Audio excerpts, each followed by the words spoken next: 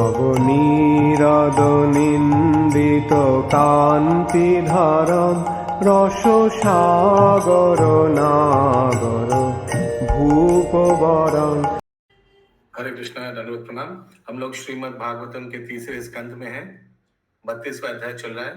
आज हम लोग श्लोक संख्या 32 से कंटिन्यू करेंगे, 32 से 36 तक करेंगे। श्रीमद् भागवतम 3.32.32 टू 36, 32 नंबर श्लोक। सब दोहराइए। ज्ञान योगश्च मन्निष्ठो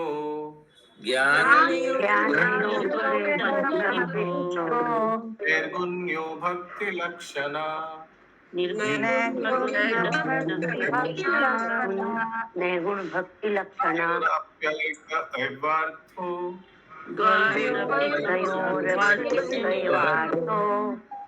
भगवच्छब्द लक्षणा।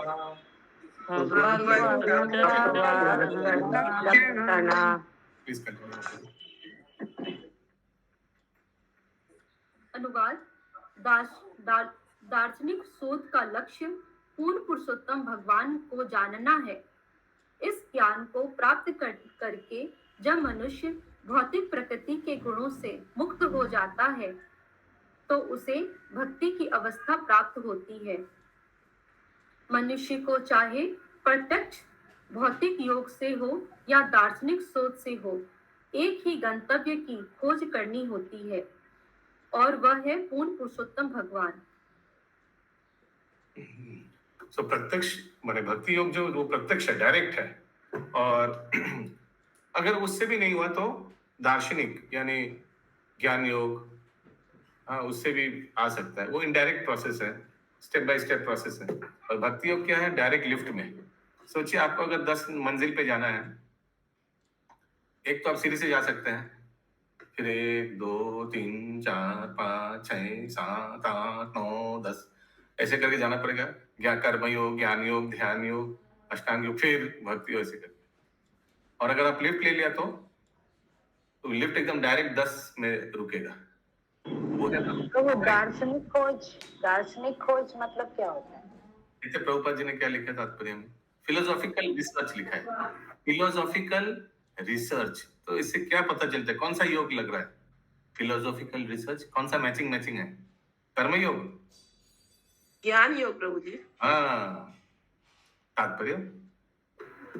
तात्पर्य श्रीमद् भगवद गीता में कहा गया है कि अनेक जीवन पर्यंत दार्शनिक शोध करने के पश्चात अंततः ज्ञानी मनुष्य उस बिंदु पर पहुंचता है जहां उसे ज्ञात होता है कि पूर्ण पुरुषोत्तम भगवान श्री वासुदेव ही सब कुछ हैं।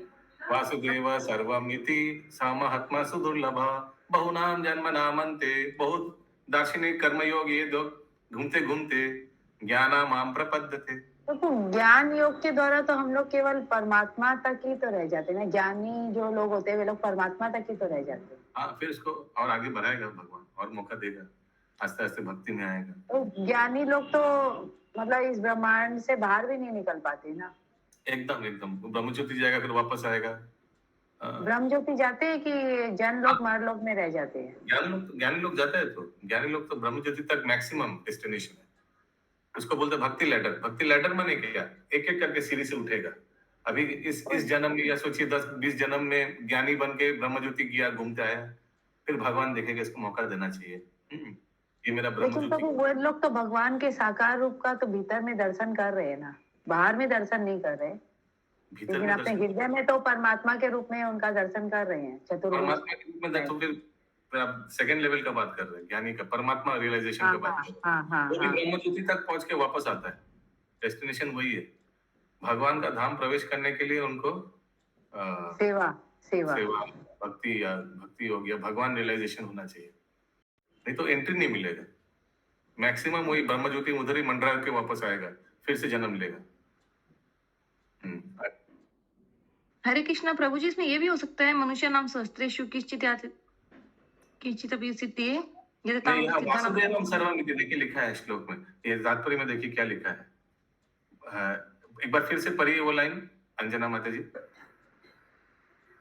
श्रीमद् भगवत गीता में कहा गया है कि अनेकानेक जीवन प्रयत्न दार्शनिक शोध करने के अरे पश्चात का जीवन बहुनाम जन्म नाम अन्ते, फिर आगे अंततः ज्ञानी मनुष्य उस बिंदु पर पहुंचता है जहां उसे ज्ञात होता है कि पूर्ण पुरुषोत्तम भगवान श्री वसुदेव ही सब कुछ है।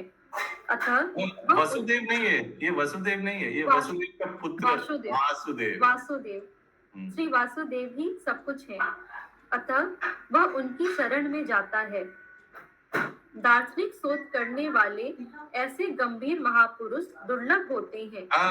फिर से मिल गया हिंट मिताली माता जी, स महात्मा सुदुर्लभ। यस, आगे। प्रभु जी मेरा बैकग्राउंड नॉइस आ रहा है क्या? बच्चे लोग अभी तक नहीं आ रहा है। यदि दार्शनिक अन्वेषण करके कोई श्री भगवान को समझने के बिंदु तक नहीं आता तो समझिए कि उसका कार्य अभी अधूरा है। उसे तब तक ज्ञान की खोज करनी पड़ती है जब तक कि वह श्री भगवान को भक्ति योग के द्वारा समझ नहीं लेता। तो एक अच्छा बात है, इन लोग ज्ञानी लोग बहुत शास्त्र अध्ययन कर रहा है लेकिन ब्रह्म ज्योति तक पहुंचा है, लेकिन ज्ञान का तो बहुत लालसा है उनमें ना। ऐसा करते करते अचानक प्रभुपाद का ग्रंथ पढ़ लेगा, माय गुडनेस, चलो अरे इतना जन्म क्या किया, इतना साल क्या क्या हम लोग फिलोसफी था, एकदम गलत था, एलिमेंट्री फिलोसफी, अभी सेवा करेंगे फिर मंदिर जाने लग जाएगा, है ना।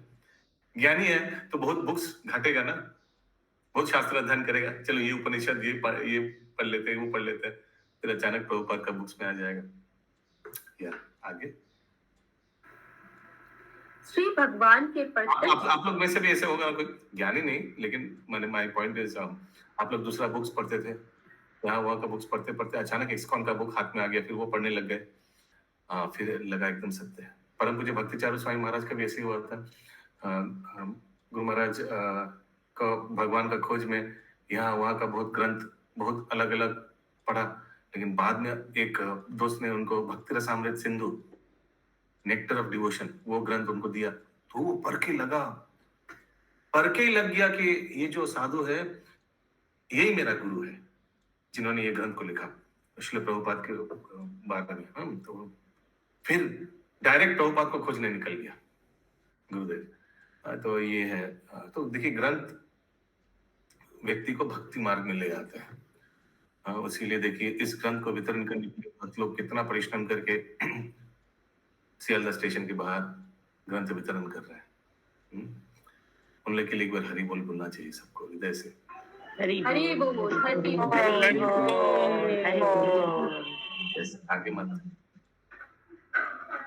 श्री भगवान के प्रत्यक्ष संपर्क में आने का अवसर श्रीमद् भगवत गीता में दिया हुआ है, जहां इसका उल्लेख है कि जो लोग चिंतन तथा योग अभ्यास जैसी अन्य विधियों का सहारा लेते हैं उन्हें कष्ट मिलता है।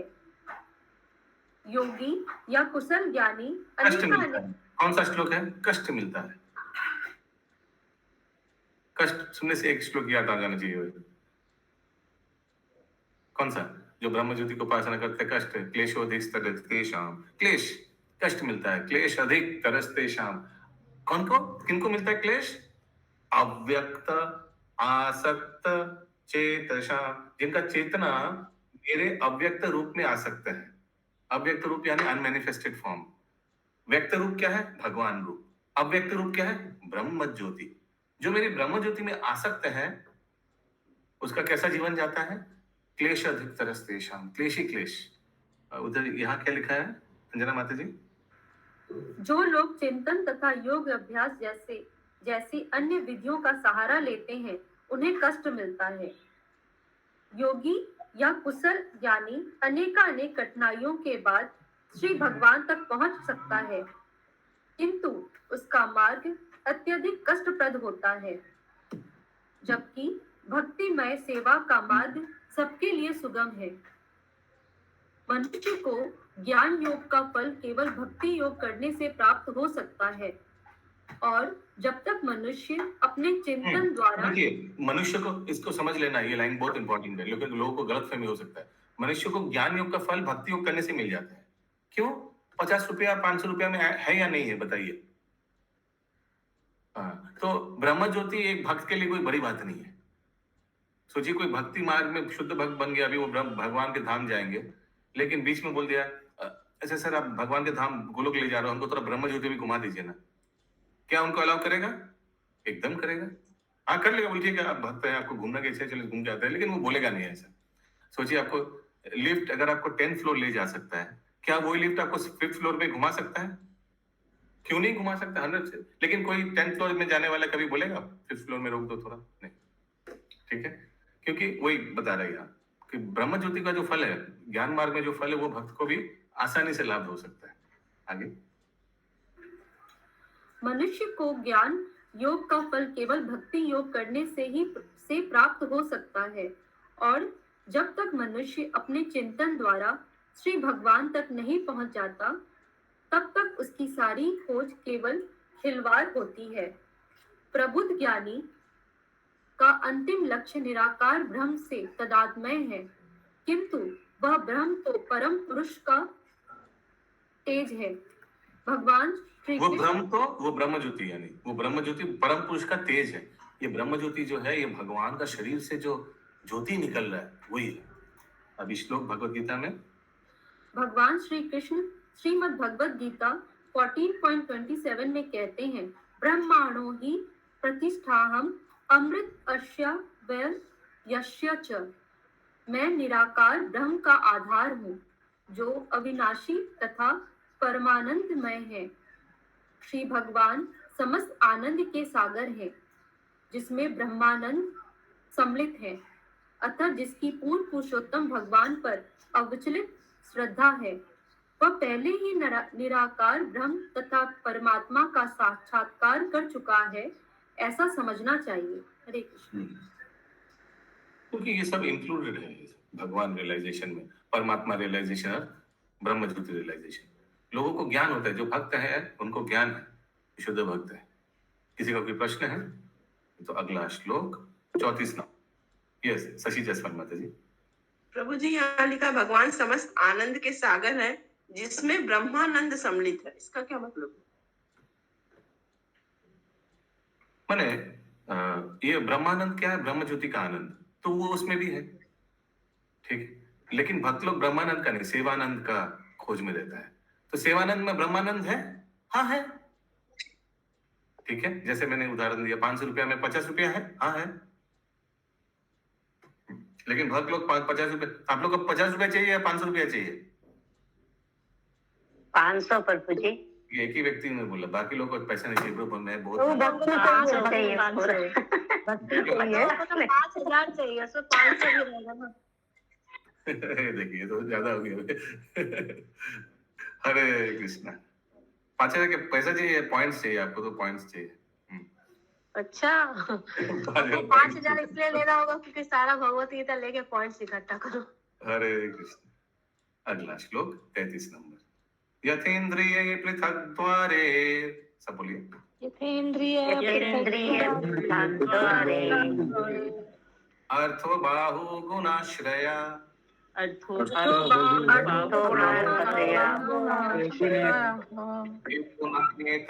एको नानेयते तद्वत्,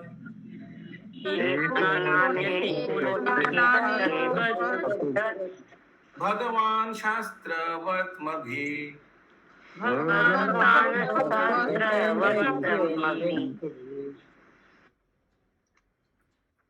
अनुवाद। एक ही वस्तु अपने विभिन्न गुणों के कारण भिन्न भिन्न इंद्रियों द्वारा भिन्न भिन्न प्रकार से ग्रहण की जाती है।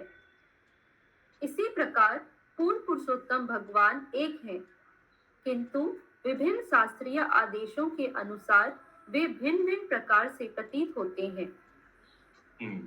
तो जैसे उदाहरण एक छुरी है, एक अलग अलग लोग अलग अलग रूप में इसको इस्तेमाल करते हैं, ठीक है। तात्पर्य ऐसा प्रतीत होता है कि ज्ञान योग के मार्ग पर चलकर मनुष्य निराकार ब्रह्म तक पहुंचता है, किंतु कृष्ण चेतना में भक्ति में सेवा संपन्न करने से उसकी श्री भगवान में श्रद्धा तथा भक्ति बढ़ती है। किंतु यहाँ यह कहा गया है कि भक्ति योग तथा ज्ञान योग दोनों एक ही लक्ष्य श्री भगवान तक पहुंचने हेतु हैं। हाँ, ये इंपॉर्टेंट है। जो ज्ञान मार्गी लोग हैं, वो भी तो भगवान के खोज में निकला है ना। जो परमात्मावादी है, वो भी तो भगवान का खोज में निकला है ना। और भक्ति योग में भी जो वो भी भगवान का खोज में निकला है। तो देखा जाए तो तीनों का लक्ष्य एक ही है, भगवान। प्रॉब्लम यही है कि उनको लगता है कि भगवान का ज्योति भगवान है, दूसरे को लगता है परमात्मा वो भगवान है ना। आगे।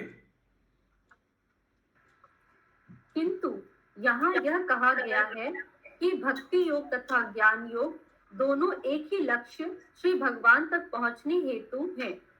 ज्ञान योग की विधि से वही श्री भगवान निराकार प्रतीत होते हैं। जिस प्रकार एक ही वस्तु भिन्न भिन्न इंद्रियों द्वारा भिन्न भिन्न लगती है, उसी प्रकार एक ही परमेश्वर मानसिक तर्क द्वारा निराकार प्रतीत होते हैं। एक पहाड़ी दूर से बादल जैसी लगती है और इसके कारण अज्ञानी व्यक्ति इसे बादल मान सकता है। हरे कृष्ण। तो इसका क्या उदाहरण होगा?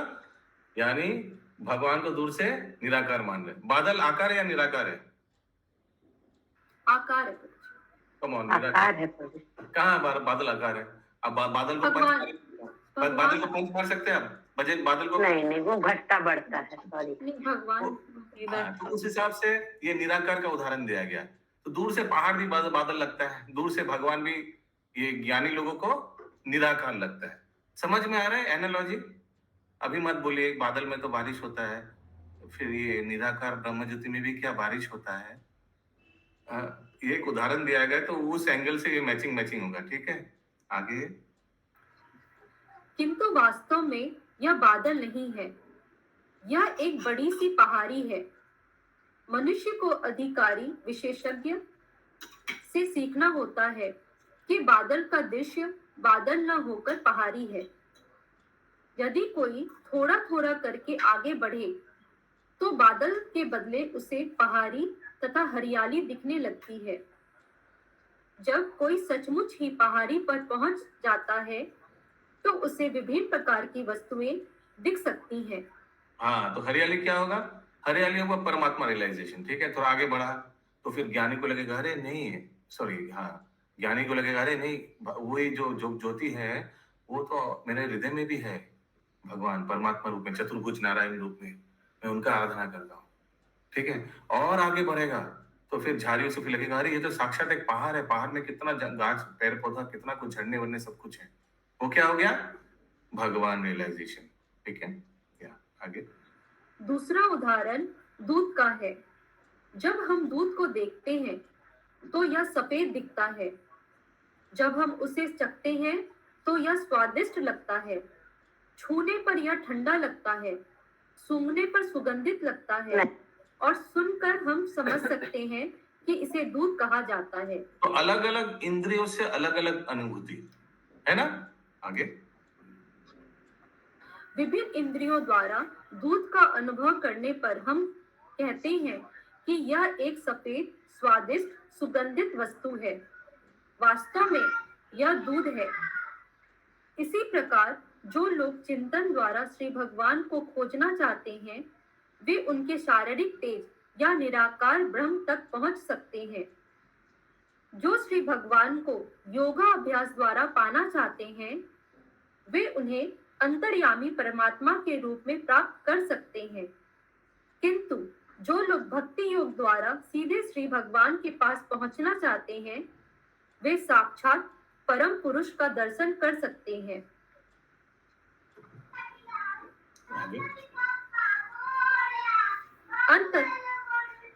अंततः परम पुरुष ही विभिन्न प्रकार की समस्त विधियों के गंतव्य हैं।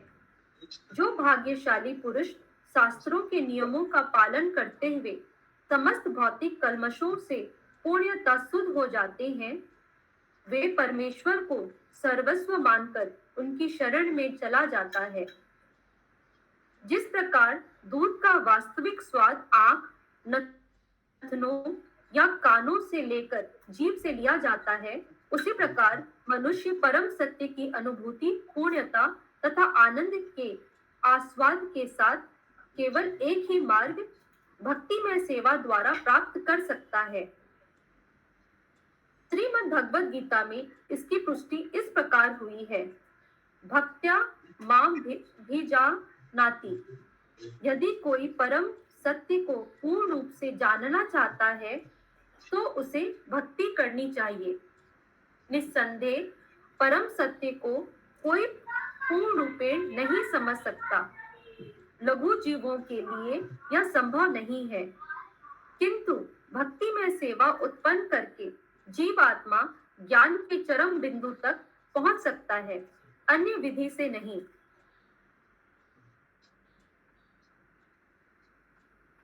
विभिन्न शास्त्रीय मार्गों का अनुसरण करके मनुष्य पूर्ण पुरुषोत्तम भगवान के निराकार तेज तक पहुंच सकता है।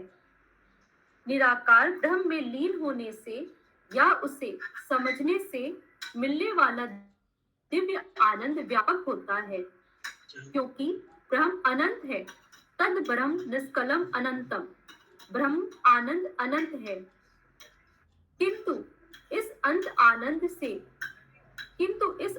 आनंद के भी आगे जाया जा सकता है। यह दिव्यता का स्वभाव है। अनंत को भी लांघने पर जो उच्च पद प्राप्त होता है वह भगवान श्री कृष्ण है। जब जीव का संबंध सीधा भगवान श्री कृष्ण से होता है तब भक्ति के आनंद प्रदान द्वारा जो मधु एवं रस प्राप्त होता है वह अतुलनीय है और वह ब्रह्म आनंद से भी श्रेष्ठकर है।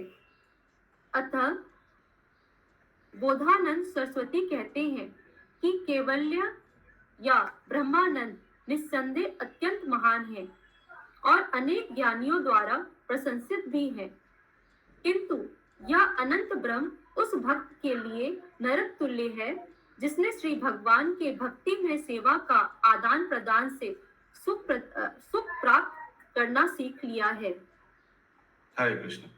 तो जो भक्त ने ये भगवान का बुक डिस्ट्रीब्यूशन किया है, भगवान का भजन कीर्तन में डांसिंग कीर्तन किया है, भगवान का टेस्टी टेस्टी प्रसादम खाया है, भगवान का सुंदर सुंदर धाम भ्रमण किया है, उसको अगर बोलेंगे आपको ब्रह्म ज्योति में भेज और एक कैलेंडर जैसे चिपका दूं, आप लोग कौन कौन ब्रह्म ज्योति में जाकर फिक्स होना चाहते हैं? जैसे करके एकदम ब्रह्म ज्योति में फिक्स हो जाएंगे। कितना आनंद। हाथ उठाइए। कोई हाथ नहीं उठा रहे, देखिए सबको प्रसादम नहीं मिलेगा प्रभु जी उधर। तो इसीलिए उसको ये फीका लगता है। क्या लिखा है इधर? नारक ही लगता है। क्या पनिशमेंट, माय गुडनेस। ब्रह्म ज्योति में जाकर फिक्स होकर रहेंगे कितना? एक दिन नहीं, एक दिन नहीं सर, 1,00,000 साल। हाँ क्या? तो कोई जाना नहीं चाहे, बोले क्या पनिशमेंट है? भगवान का उपासना करने के लिए आप हमको ये देंगे पनिशमेंट? तो देखिए अज्ञानता वश उन लोग वहां जाकर ले आते हैं। आगे। अतः भगवान श्री कृष्ण के साथ प्रत्यक्ष आदान प्रदान करने की स्थिति तक पहुंचने हेतु मनुष्य को ब्रह्म आनंद से भी आगे निकलने का प्रयास करना चाहिए। चूंकि मन समस्त इंद्रियों की वृत्तियों का केंद्र है, इसलिए भगवान श्री कृष्ण को इंद्रियों का स्वामी या ऋषिकेश कहा जाता है। इसकी विधि है मन को भगवान श्री कृष्ण या ऋषिकेश में स्थिर करना, जैसा कि महाराज अम्बरीश ने किया। स वे मनः कृष्ण परमानंद विनदेयो। भक्ति योग समस्त विधियों का मूल सिद्धांत है। भक्ति योग के बिना न तो ज्ञान योग और न अष्टांग योग सफल हो सकता है, और भगवान श्री कृष्ण तक पहुंचे बिना आत्म साक्षात्कार के सिद्धांतों का कोई परम लक्ष्य नहीं होता। हरे कृष्ण।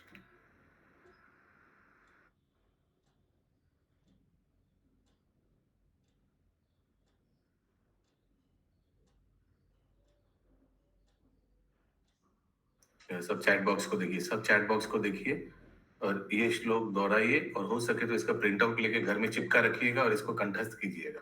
ठीक है? सवे सवे मन कृष्ण कृष्ण पदारविंद्यो मन कृष्ण पदारविंदयो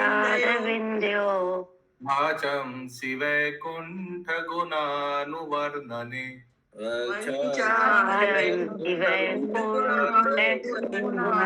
वर्णने। समझ में आ रहा है सबको ना? वाचन से अभी तो आप लोग एक्सपर्ट हो गया श्लोक को जानने में। प्रभु ये अमरीश महाराज का है। हाँ, अमरीश नहीं, अमरीश पुरी नहीं, अम्बरीश। अम्बरीश बोल रहे हैं प्रभु।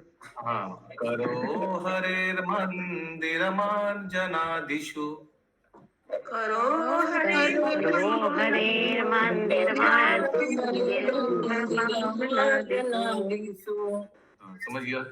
समझ गया ना आप लोग सब? करना नहीं पड़ेगा, डोंट वरी, मंदिर मार्जन करना नहीं पड़ेगा, लेकिन समझ आ गया दोस्तों। सत्कथोदय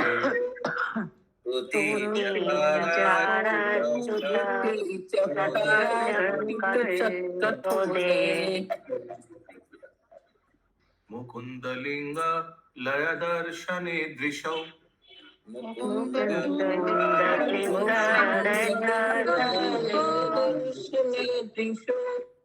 एक एक अंग को सेवा में, हाथ पैर भगवान का, हाथ भगवान का मंदिर मार्जन में, करो हरे मंदिर मार्जन, श्रुतिम कान, कान से कथा, भगवान का कथोदय, मुकुंद लिंग दर्शने दृश्यो, आंख को भगवान का दर्शन का, तद्भृत्य गात्र स्पर्शे अंग संगमम, तो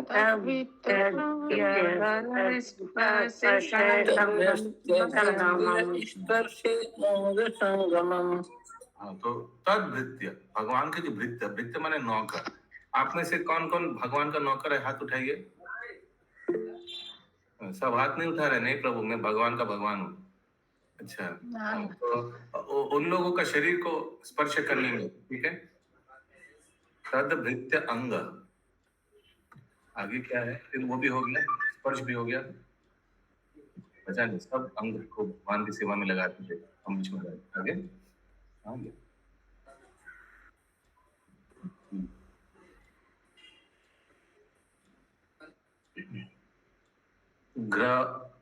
ग्रनाम च तत्पाद सरोज सौरभे,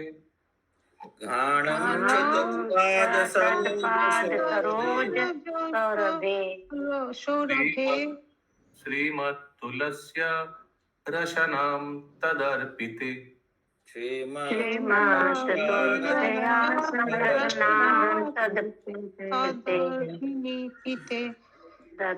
नाक को किस लिए, क्या सेवा में यूज करेंगे नाक को?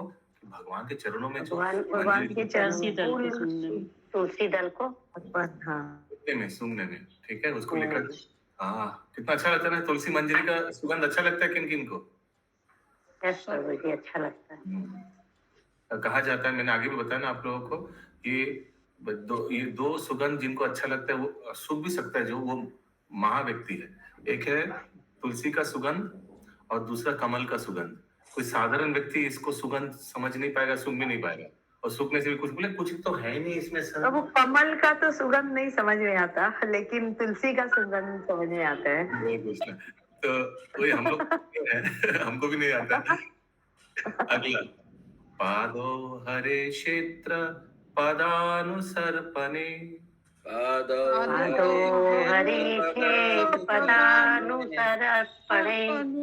पैर को क्या इस्तेमाल करेंगे? भगवान के क्षेत्र, हरे क्षेत्र, धाम दर्शन, पैर को मंदिर जाने में, दर्शन करने। हाँ, जितना भी हरे क्षेत्र है, भगवान का धाम है, भगवान का मंदिर है, वो सब हम लोग दर्शन करने जाएंगे, ठीक है। मैंने ये श्लोक में बोला, अभी हम लोग जाएंगे नहीं, लेकिन जाएंगे, ट्रिप का भी टाइम हो गया, बहुत दिन नहीं हुआ। ऋषिकेश पदाभिवादन वंदने,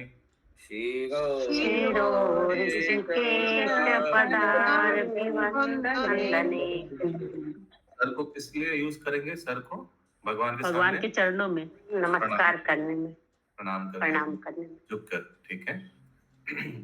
कामा, अच्छा, जो क्या एक श्लोक था ना, जो अपना सर को भगवान के सामने झुकाता नहीं, वो सर क्या है? कुछ आया था, हमको याद नहीं है उस क्या फुटबॉल ऐसे कुछ आया था, फुटबॉल तो नहीं था, क्या था वो सर कुछ तरबूज का जैसा कुछ आया था श्लोक, याद है आप लोगों को? याद नहीं है किसी को? तो क्या है, याद नहीं है। एनीवेज, कामाम च दस्येन तू काम, अरे यार क्या आ गया अभी?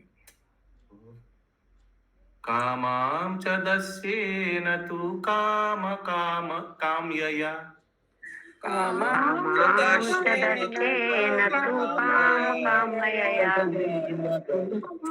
यथोत्तम श्लोक जनाश्रया रति।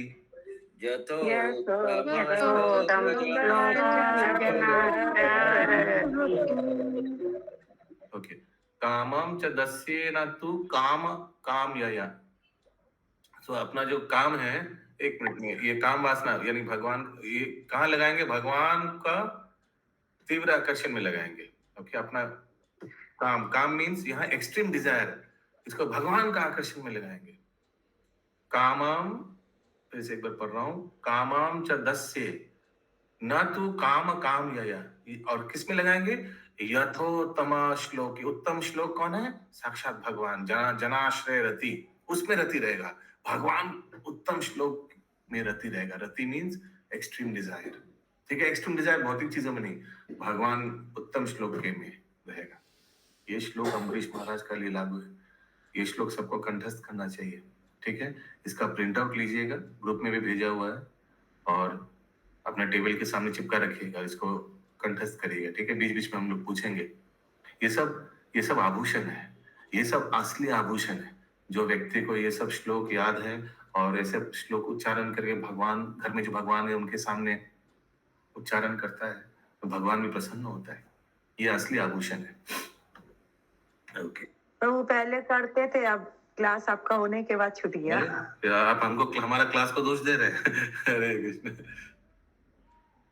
अभी फिर से दे दिया अभी, ठीक है? अभी क्लास भी करना है, ये भी करना है। टाइम भी तो होना चाहिए ना प्रभु, उतना हो जाएगा, टाइम बना देगा भगवान। ओके, अगला श्लोक हम लोग कौन से हो गया माता जी? इसका तात्पर्य खत्म। जी प्रभु जी। अभी हम लोग 34 नंबर श्लोक करेंगे, ठीक है? होमवर्क भूलिएगा मत, इसका प्रिंट आउट लेना है, ठीक है? सारिका गोयल माता जी, और टेबल के सामने चिपका रखना है, और ये श्लोक को बार बार बोलकर कंठस्थ करना है।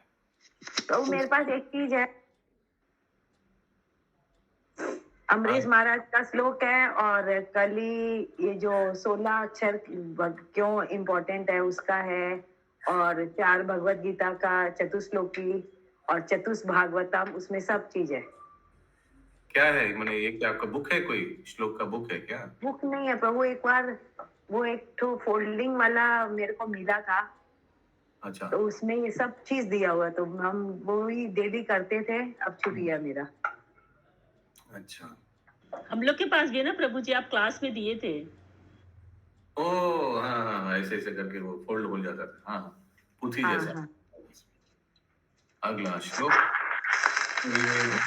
है 34 से 36, 34, 35, 36 एक साथ है, ठीक है? क्रियाया क्रतुभिर्दानेस, बोलिए।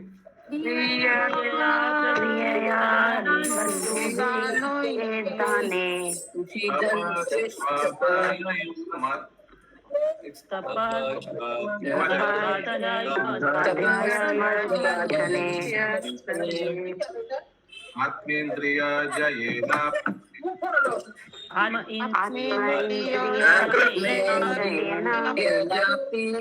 अन्यासेन च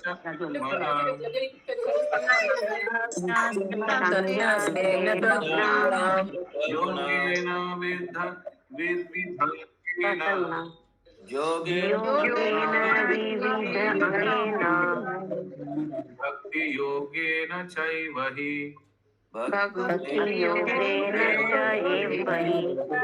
धर्मेणोभयाच्चिन्नेन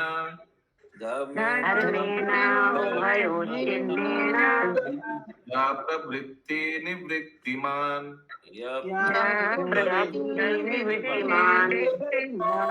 आत्मतत्त्वबोधेन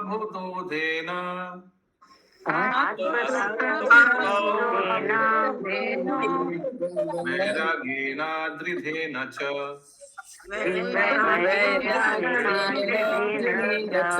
गीयते भगवान् एभि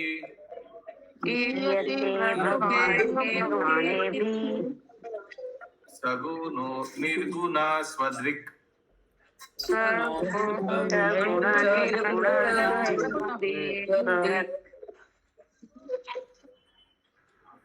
अनुवाद।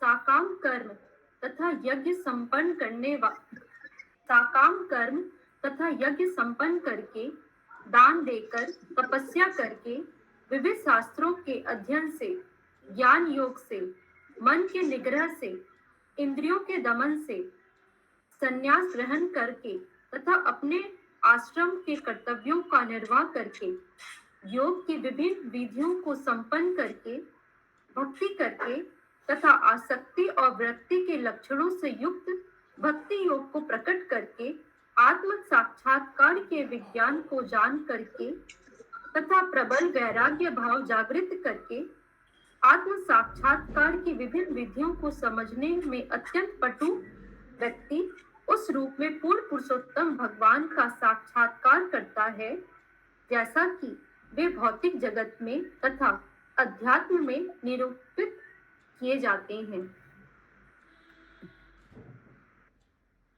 ओके, ये भगवत गीता आया मंदिर से। यस, अनुवाद पढ़िए शशि माता जी, थोड़ा देखिए। तात्पर्य फिर से अनुवाद पढ़ूं माता जी? पढ़िए माता जी। अनुवाद क्या तात्पर्य? अनुवाद। जी माता जी।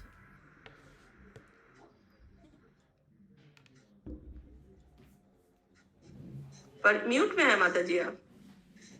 माता जी म्यूट में है आप। जी माता जी।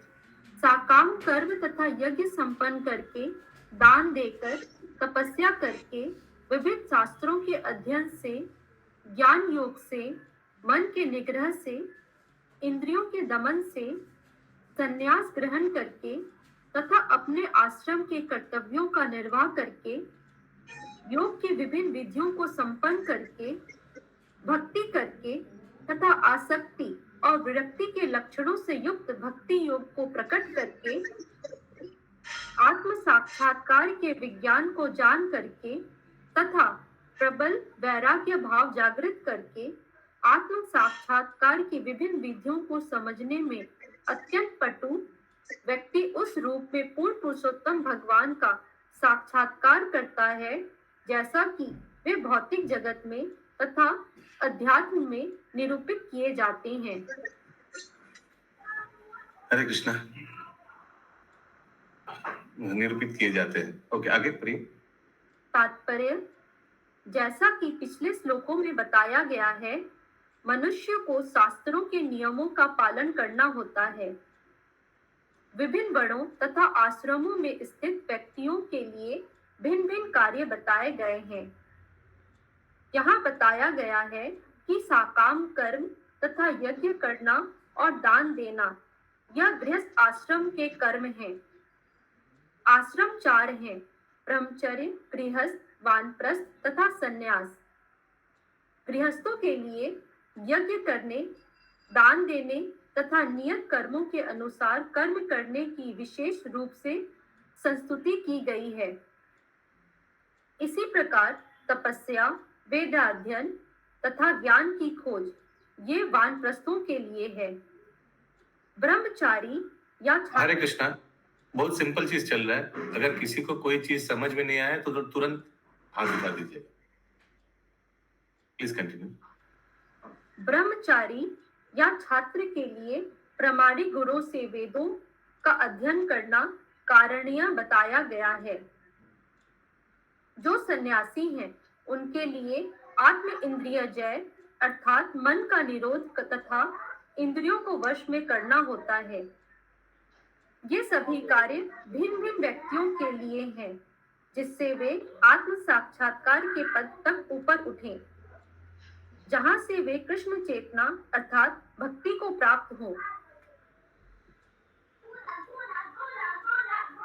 भक्ति योगेन चैव ही का अर्थ यह है कि श्लोक 34 के अनुसार जो भी कारणीय है, चाहे वो योग हो या यज्ञ, साकाम कर्म, वेदा अध्ययन या संन्यास ग्रहण, उसे भक्ति योग में संपन्न करना चाहिए। चैव ही शब्द संस्कृत व्याकरण के अनुसार बताते हैं कि मनुष्य को ये सभी कार्य भक्ति के साथ करने चाहिए, अन्यथा इन कार्यों का कोई फल नहीं प्राप्त होता। कोई भी नियत कर्म पूर्ण पुरुषोत्तम भगवान हेतु करना चाहिए। इसकी पुष्टि श्रीमद् भगवद गीता 9.27 में हुई है, यत् करोसि यत्नासि। तुम जो भी करो, जो भी खाओ, हरे कृष्णा। हाँ हाँ, परी परी परी, यस। तुम जो भी करो, जो भी खाओ, जो भी यज्ञ करो, जो भी तपस्या करो और जो भी दान दो, उन सब का फल परमेश्वर को दिया जाना चाहिए। यहाँ पर एव शब्द जोड़ दिया गया है, जो यह बताता है कि ये कर्म इस प्रकार के अवश्य किए जाएं। ये कर्म इस प्रकार से अवश्य किए जाएं।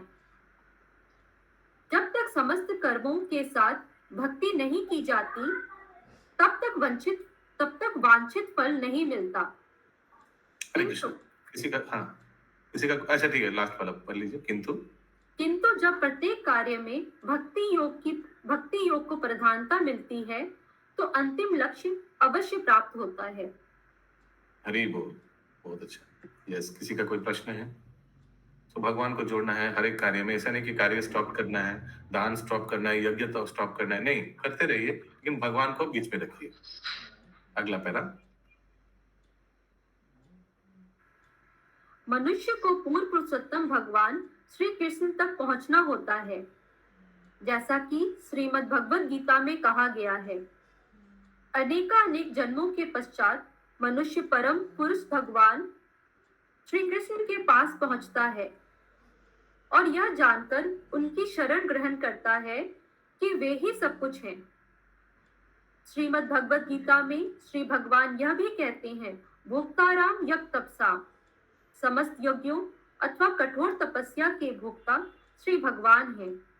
वे ही समस्त लोगों के स्वामी हैं और प्रत्येक जीव आत्मा के सखा हैं। आगे। धर्मेणो भय चिन्हने का अर्थ यह है कि भक्ति योग की प्रक्रिया के दो लक्षण हैं, श्री भगवान के प्रति अनुराग तथा समस्त भौतिक संबंधों से विरक्ति। जिस प्रकार भोजन करते समय दो प्रकार के कार्य होते हैं, उसी प्रकार भक्ति योग की प्रगति के दो लक्षण होते हैं। भोजन करने से भूखे व्यक्ति को शक्ति तथा संतोष मिलता है, तथा साथ ही और अधिक भोजन करने से विरक्ति होती जाती है। इसी प्रकार भक्ति में सेवा संपन्न करने से वास्तविक ज्ञान का विकास होता है और मनुष्य समस्त भौतिक कार्यों से विरक्त होता जाता है। भक्ति में सेवा के द्वारा पदार्थ से जैसी विरक्ति तथा परमेश्वर के प्रति आसक्ति उत्पन्न होती है, वह अन्य किसी पद्धति से नहीं हो पाती।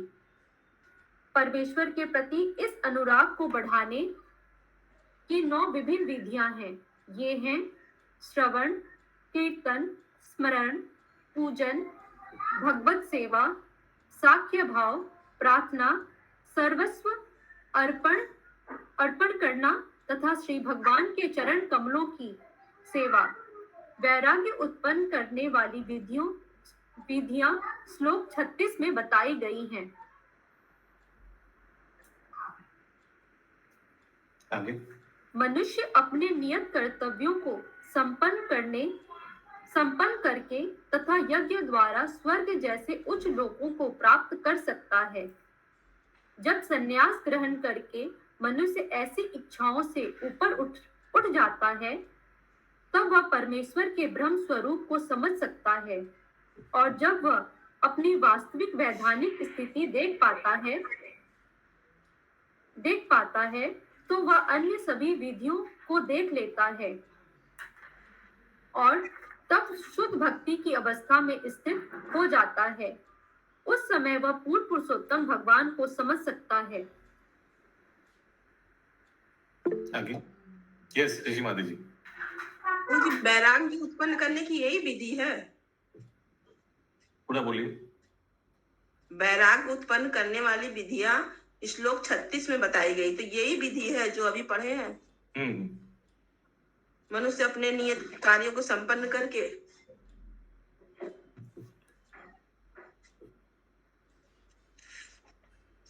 वैराग्य का विधि यही है कि भक्ति करने से वैराग्य ऑटोमेटिक आ जाएगा। उदाहरण दिया जा रहा है, खाना खाने से खाने के प्रति विरक्ति भी आ जाएगा। पेट भर जाएगा जब विरक्ति आ जाएगा, वही उदाहरण दिया गया ना। सो वैराग्य के लिए अलग सा कुछ करना नहीं है, ठीक है। यही इसका निष्कर्ष है शशि माता जी।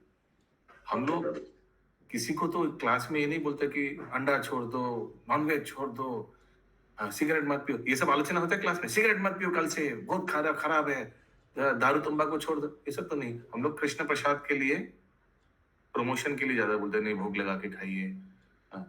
और जो प्रसाद खाएगा, कृष्ण प्रसाद खाएगा, वो आस्ते आस्ते तो ये सब ऑटोमेटिक छोड़ देगा। उसीलिए उदाहरण में बताया गया कि दो चीज होता है, उस धर्मे नो भया छिन्नेना, इसमें लिखा है दो चीज ऑटोमेटिक, दो चीज होता है। Just as there are two process taking while eating, खाते वक्त क्या होता है, एक जो भूखा आदमी है उसका भूख खत्म हो जाता है और खाने के प्रति आस्ते आस्ते विरक्ति आ जाता है ना। आगे। परम पुरुष का ज्ञान आत्म तत्व अबोधेन कहलाता है, जिसका अर्थ है स्वयं की स्वाभाविक स्थिति को समझना। यदि कोई सचमुच परमेश्वर के शाश्वत दास के रूप में अपनी वैधानिक स्थिति को समझ जाता है तो वह भौतिक संसार की सेवा से विरक्त हो जाता है। प्रत्येक मनुष्य किसी न किसी प्रकार की सेवा में लगा है। यदि कोई अपनी वैधानिक स्थिति से परिचित नहीं होता तो वह अपने स्थूल शरीर, अपने परिवार, समाज या देश की सेवा में लगा रहता है। किंतु जो ही वह अपनी स्वाभाविक स्थिति देख पाता है,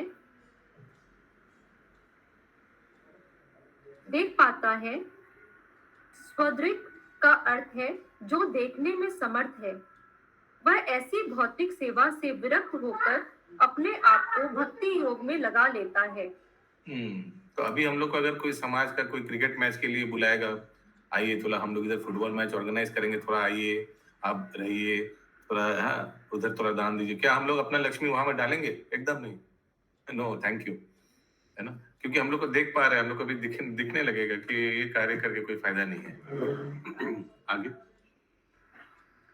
जब तक मनुष्य भौतिक प्रकृति के गुणों से युक्त है और शास्त्रानुमोदित अपने कर्म करता रहता है तो वह उच्च लोकों को जा सकता है, जहाँ के अधिष्ठाता देव, सूर्यदेव, चंद्रदेव, वायुदेव, ब्रह्मा तथा शिव जैसे श्री भगवान के भौतिक प्रतिनिधि होते हैं।